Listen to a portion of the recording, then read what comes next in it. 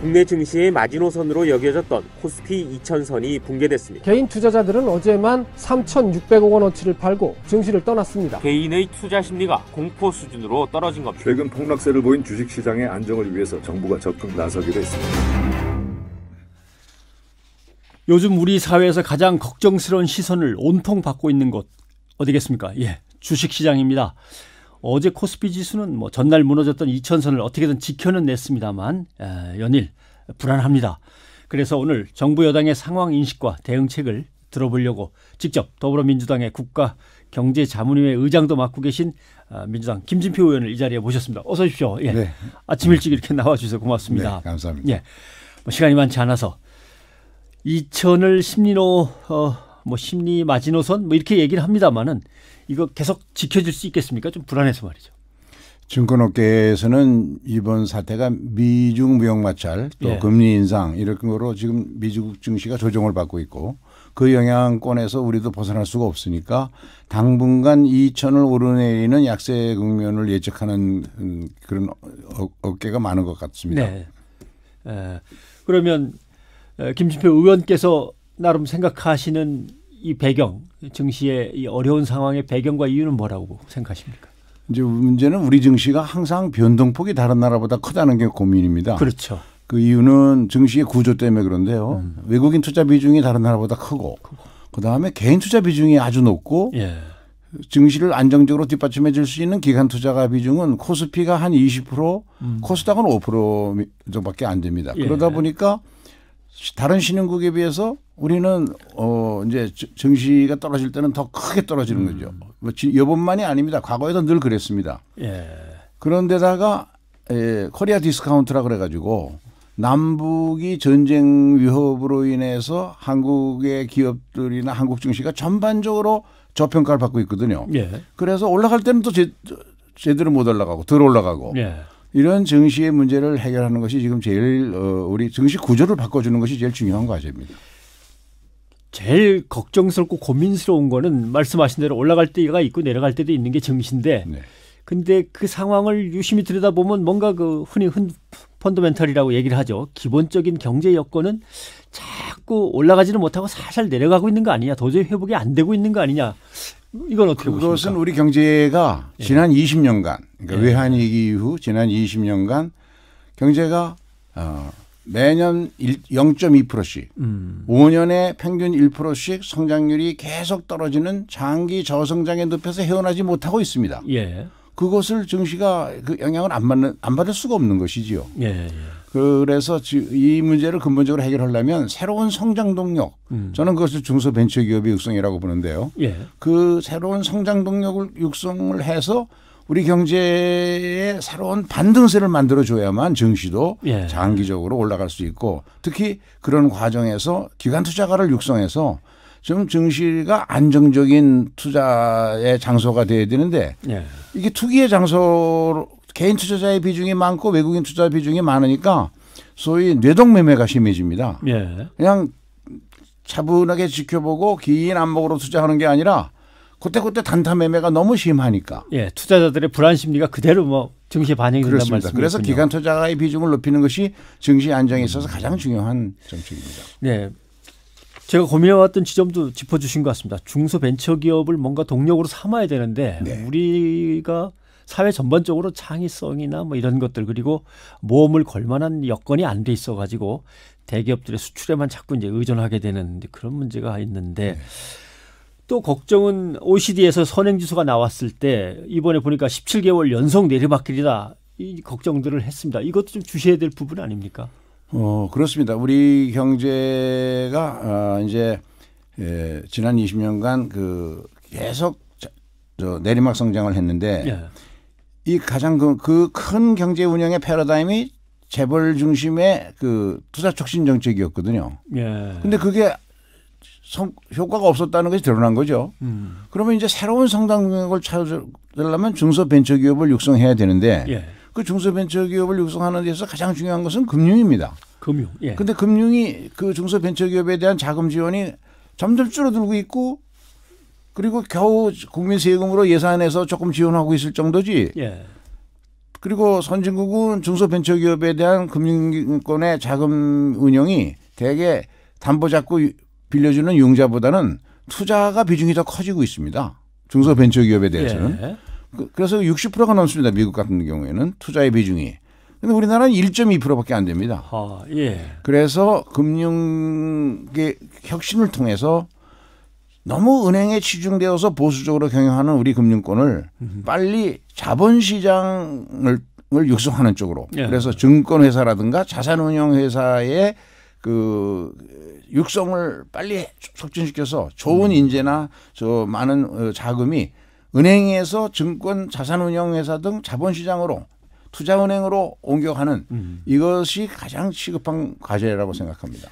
평소에 늘 얘기하시던 금융개혁으로 혁신성장을 이끌어내야 된다. 그 그렇습니다. 말씀이시군요. 네. 그렇게 하려는 어떤 그럼 구체적인 카드 같은 게 있으신지 그게 지금 궁금합니다. 금융위원회를 중심으로 정부에서 예. 자본시장 육성을 위한 대책을 고심하고 있습니다. 곧 당정협의를 통해서 발표될 텐데요. 예.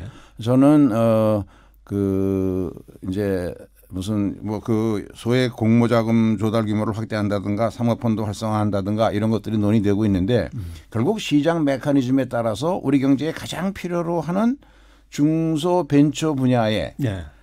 그 돈이 금융권이 돈 벌기 위해서도 거기에 투자하는 그래서 중소벤처기업을 새로운 성장 동력으로 키워야 하고 예. 그러기 위해서 또 하나 필요한 것은 과감하게 규제를 혁신해 줘야 됩니다. 규제 혁신. 네. 예. 알겠습니다. 자, 오늘 주식시장 때문에 일단 모셨으니까 네. 정부가 일단 단기 대책으로 급하니까 5천억 정도 투입을 하겠다 했는데 지금 전체 코스피 규모만 봐도 뭐 1,400조 이렇게 얘기하는데 5천억 갖고 뭐가 움직여집니까? 부족하죠. 부족합니까? 네, 부족하죠. 기본적으로 증시 안정을 위해서는 좀 더 큰 규모의 증시 안정 기금을 조성할 필요가 있고 예. 특히 이 국민연금이 문제입니다. 국민연금이 국민 모두의 자산을 운영하는 것인데 지금 주식에 대한 투자 규모를 줄이고 있다 그래요. 국내 주식에 대해서. 예. 그 이유를 물어보면 지금 수익성이 낮아져서 그렇다는 얘기인데 그거는 너무 근시안적이죠. 길게 내다보고 우리 증시 안정을 위해서 국민연금이 좀 더 중요한 역할을 해야 된다고 생각합니다. 예. 그러려면 일단 연기금 투입부터 늘려놔야 된다는 것. 그렇습니다. 국내 주식에 지금 이렇게 주가가 낮을 때 예.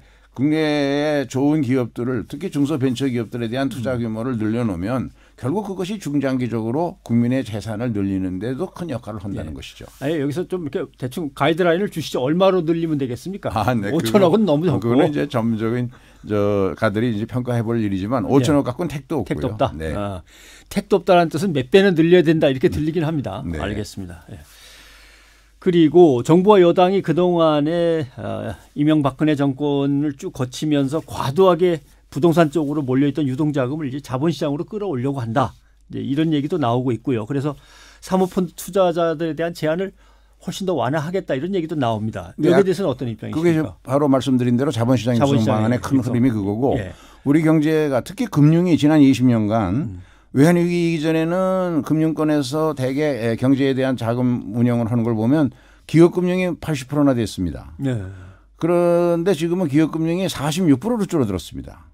그래서 기업금융의 비중을 좀 늘려야 되고 특히 중소벤처에 대해서는 융자보다는 투자의 형식으로 예. 새로 만드는 중소벤처기업을 무슨 담보 능력이 있어서 은행으로부터 돈을 빌릴 수 있겠습니까? 거기는 좋은 기업을 발굴해서 전문가를 가지고 있는 금융기관들이 예. 적극적으로 투자해서 국민 경제를 살리는 쪽으로 자금이 배분되게 만들어야 되는데 그게 약한 것이 우리 금융의 큰 문제입니다. 예, 알겠습니다. 그 기억하시겠죠? 뭐 지난 여름인가요? 그 당대표 경선에 나오셨을 때 네네. 문재인 경제가 곧 김진표 경제입니다. 네. 얘기를 하셨으니까 지금 이제 보수 야당 쪽에서는 공격하기를 이거 봐라 이거 지금 이게 소득주도 성장 정책이 실패하니까 증시 폭락이 그걸 반영하고 있는 거 아니냐? 그대로 반증하고 있는 거 아니냐? 지금 네. 이렇게 공격하는데 이거 어떻게 답하시겠습니까? 야당 입장에서 그런 소리 할 수 있겠죠. 그러나 예. 이번 증시는 누구나 다 아는 것처럼 세계 증시의 동반 하락 중에서 우리의 증시의 구조적인 문제 때문에 기관 투자가가 작고 개미 군단과 외국인 투자가 많은 이런 그것 때문에 변동성이 커서 생긴 것이고 예. 그러나 우리의 단기 자금 시장이라든가 외환 시장은 안정적으로 운영되고 있습니다. 예.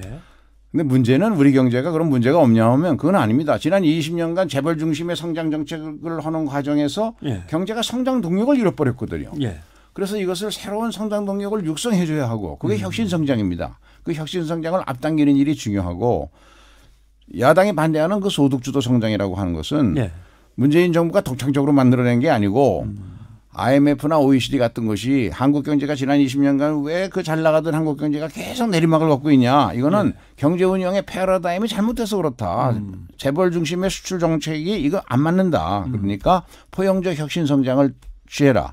그것을 받아들인 겁니다. 예. 그런데 이제 그 중요한 내용인 최저임금 인상이라든가 근로시간 단축이 한꺼번에 5천만에게 모두 적용되다 보니까 초기에는 부작용이 생길 수밖에 없는데 예. 효과는 또 2, 3년 걸려야 나타나거든요.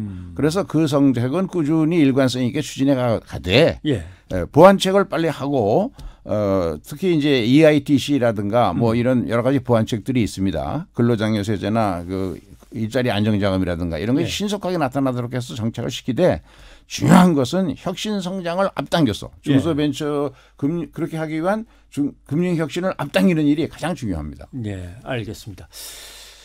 뭔가 구조적으로 그동안 잘못돼 있던 것이 거기다가 또 심리적인 요인까지 막 겹쳐져서 증시가 지금 하락폭이 너무 이제 크고 제대로 올라가지 못한다는 설명을 해 주셨는데 어떤 분들은 2008년 금융위기가 연상된다. 2012년에 증시 폭락이 다시 오는 거 아니냐. 그거에 비해서는 현 정부가 경제정책 전반에도 그렇고 증시 대책도 그렇고 좀 수뇌부가 좀 뭐랄까 컨트롤 타워가 너무 소극적이거나 아니면 너무 낙관적으로만 보거나 너무 덜 움직이는 거 아니냐. 좀 뭔가 좀 크고 확실한 걸 내놨으면 이런 바람이 있는 것 같습니다.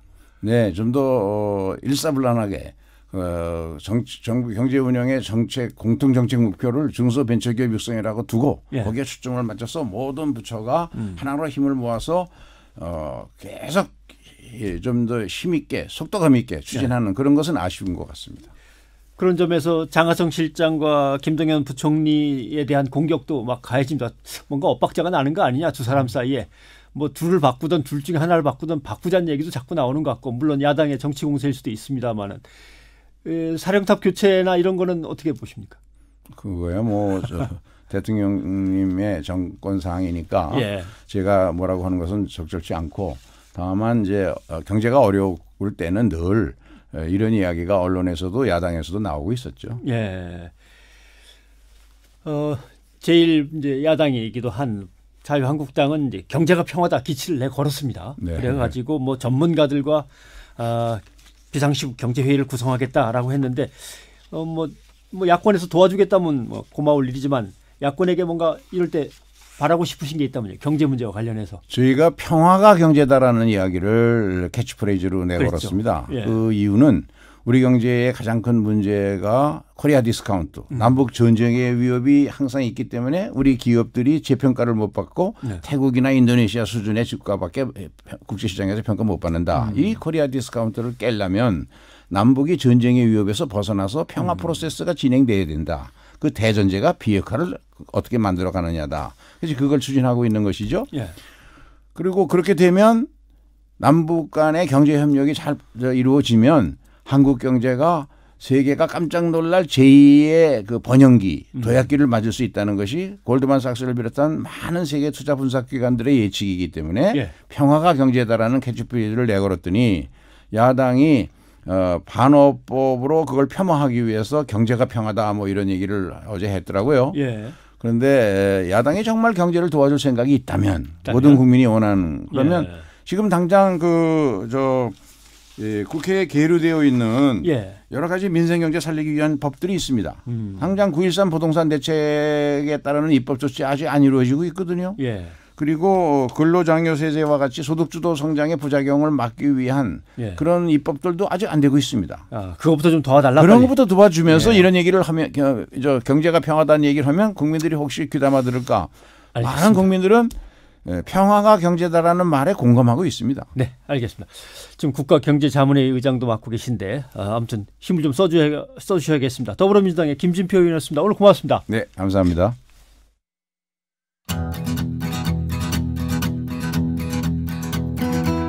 김현정의 뉴스쇼는 청취자 여러분의 참여로 이루어집니다. 트위터, 페이스북, 레인보우 게시판, 그리고 단문 50원, 장문 100원의 유료 문자 샵 1212, 우물정 1212 통해 참여하실 수 있습니다. 김현정의 뉴스쇼, 여러분과 함께 만듭니다.